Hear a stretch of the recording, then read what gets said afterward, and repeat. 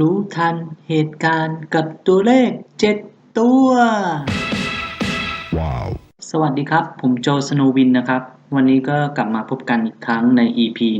108งวดวันที่1กุมภาพันธ์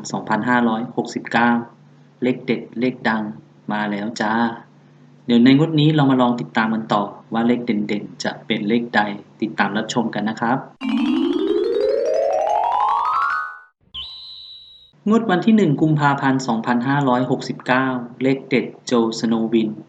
ในงวดนี้เลขเด็ดโจสโนวินจะให้เลขเด่นหลักไปที่เลข1เลข9และเลข4ให้เลขเด่นรองไปที่เลข3และเลข5ก็สามารถจับเล่น3ตัวได้ดังนี้ครับเลขเด็ดโจสโนวินในงวดนี้จะให้เลข3ตัวไปที่194 135และ591และเลขเด็ดโจสโนวินจะให้เลข2ตัวเป็นเลขดังนี้นะครับเลขเด็ดโจสโนวินในงวดของวันที่1กุมภาพันธ์2569จะให้เลข2ตัวไปที่14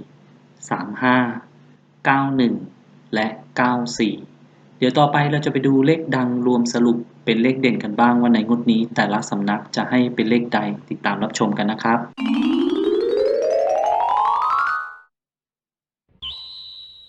งวดวันที่1กุมภาพันธ์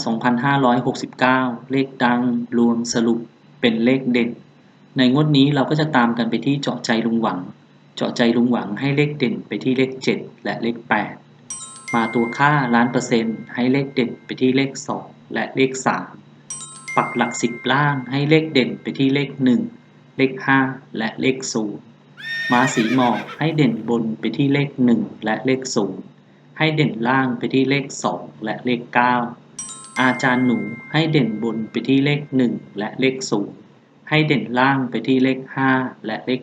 8เจ้าพ่อปากแดงให้เลขเด่นไปที่เลข8และให้เลขรองไปที่เลข5นกตาทิพย์ให้เลขเด่นไปที่เลข8เลขดังรวมสรุปเป็นเลขเด่นได้เลขดังนี้นะครับ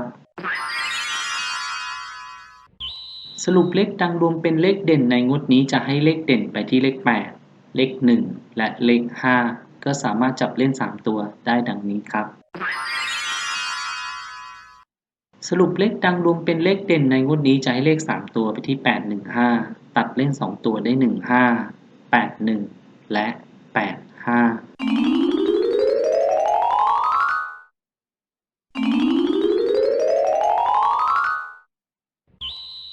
จดจำวันคนเคยรักและคิดถึงใครคนหนึ่งเฝ้ารอรักปรารถนาไกลแค่ไหนใจยังวนกลับคืนมารักนำพาให้งวดนี้มีแต่รวยผมก็ขอจบการนำเสนอรู้ทันเหตุการณ์กับตัวเลข7ตัว EP 108งวดวันที่1กุมภาพันธ์2569ก็ขอให้เพื่อนๆทุกคนโชคดีถูกหวยร่ำรวยและขอฝากกดติดตามโจสโนวินกันด้วยนะครับ